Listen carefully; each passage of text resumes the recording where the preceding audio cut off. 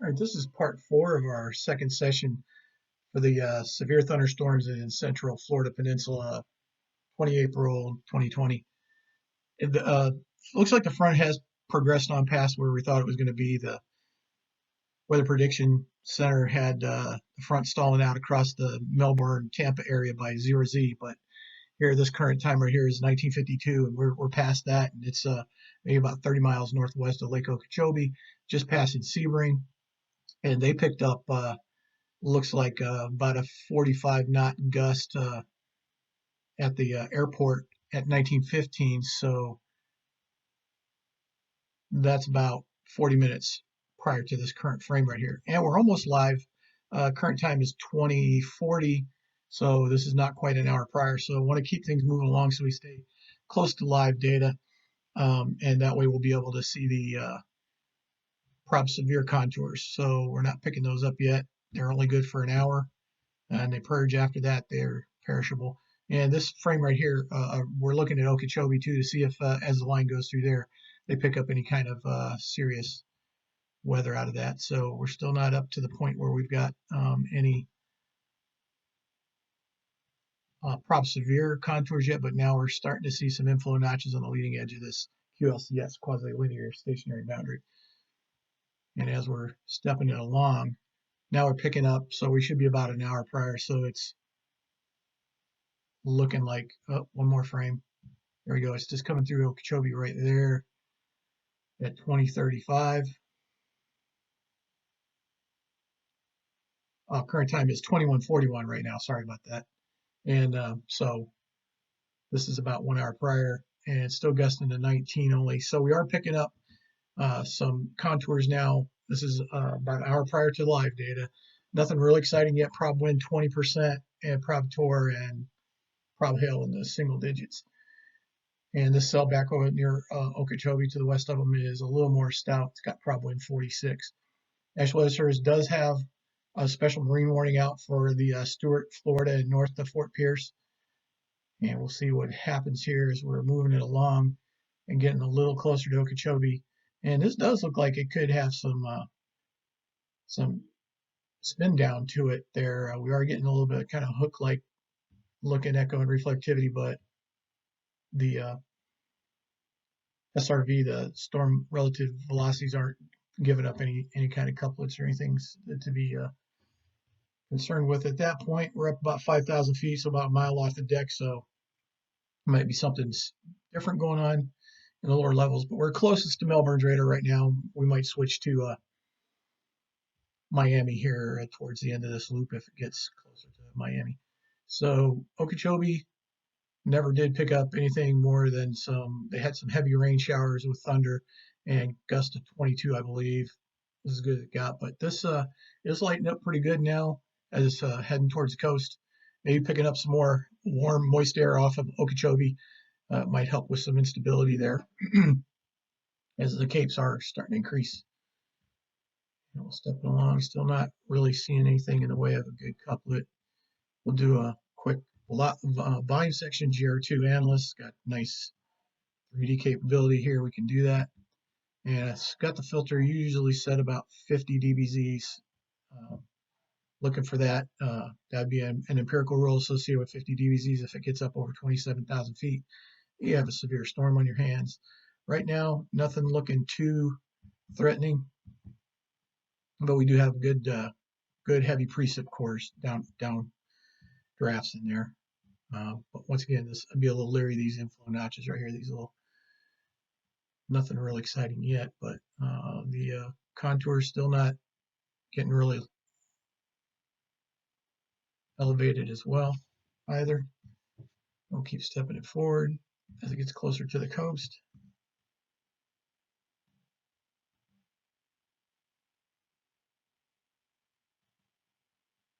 So we've got decent prob wind, a little prob tor in there, nothing real exciting, and still not a good reflectivity signature. Looks like we do finally have a couplet down here on the south edge.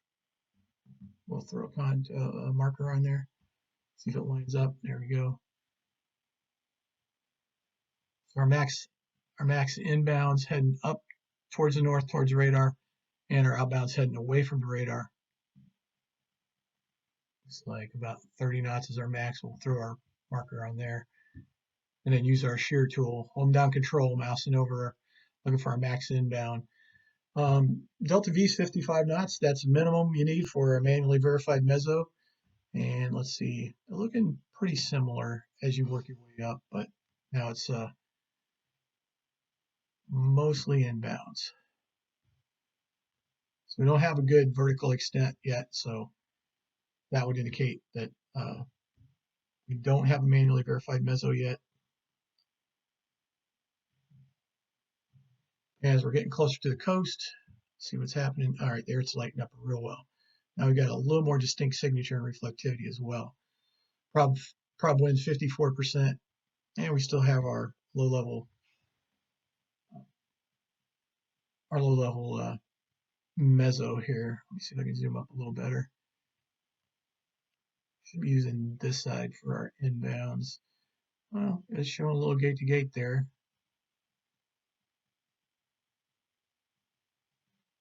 There's our max outbound.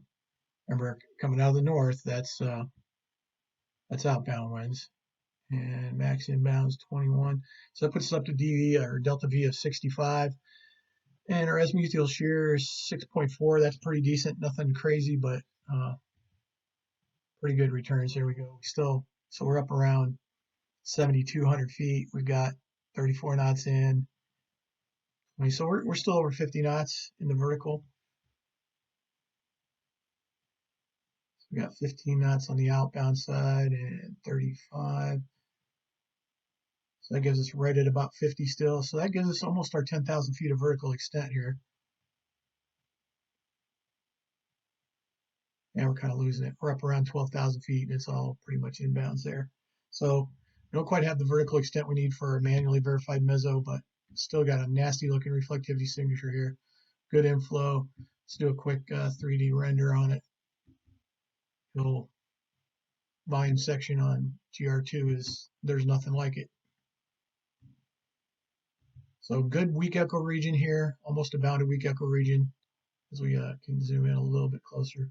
So we got that kind of cavernous lump there. That's the updraft punching into the downdraft and really holding it up and increasing the potential energy there for it to hit the. So now we've got our 50 DBZs higher than 27,000. So that's empirical rule for severe right there. So we should be seeing good chance of getting a severe warning box on this storm.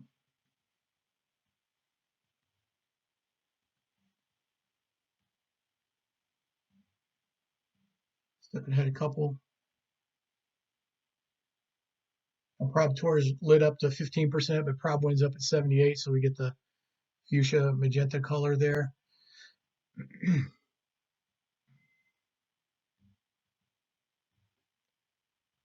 And our couplet's pretty lit up pretty good. We've got 47 knots.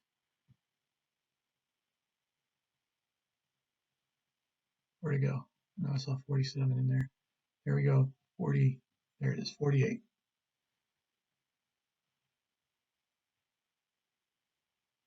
Is our max inbound. 72 knots at delta V. And I'm not even on the max outbound. Where'd it go?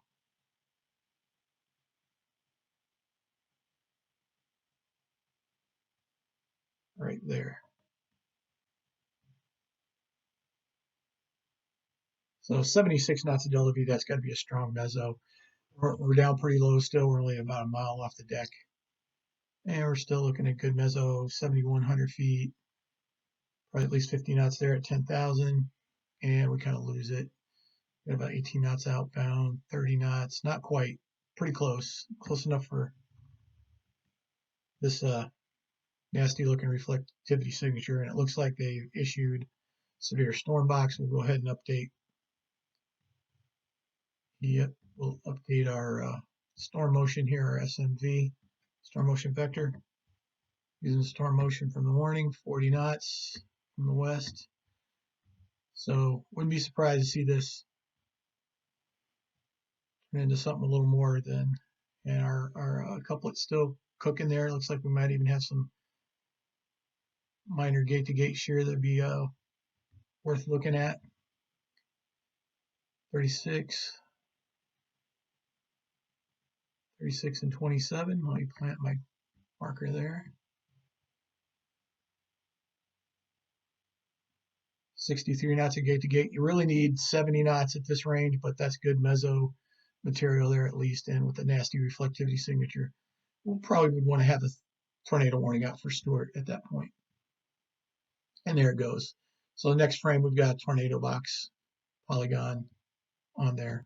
See what Enrot's looking at. Pretty elevated, but not quite up to 1 or over 1. So we're not getting a mezzo alert on that, but pretty decent shear.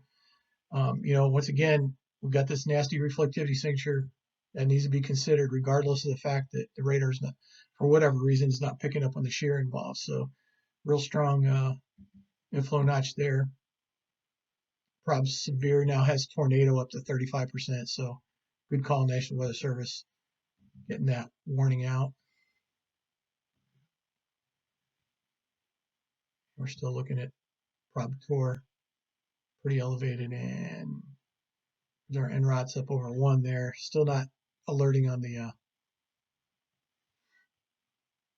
MDA. The MDA algorithm still not alerting, but seeing some strong returns in there. 64 dBz. Let's do a quick 3D render on this thing. See what we got. Our weak echo region still cooking. Looks like we might have a beware on the backside there. Right in there. There we go. So there's the main downdraft, and the updraft coming in the inflow notch right up through there, and you get this overhang, kind of cane shape.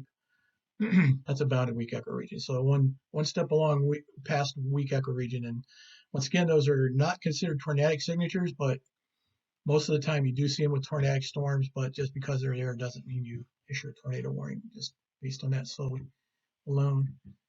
All right, so as it's moving into Stewart, see if we're getting, yeah, looks like we got only change channels here, change screens. Still not crazy gate to gate, but the mesocyclone is pretty well established and pretty strong. 85 knots.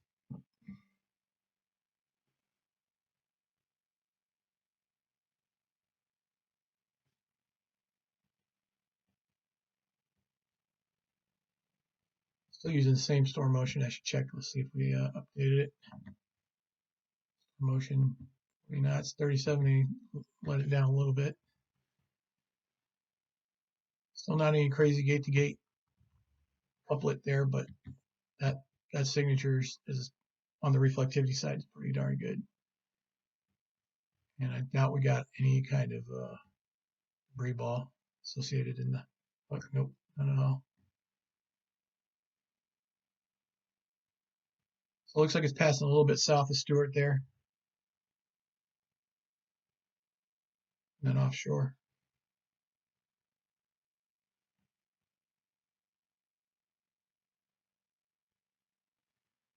So once again, GR2 invaluable in sizing up severe supercells and tornadic cells. There's nothing that can do the work that GR2 does.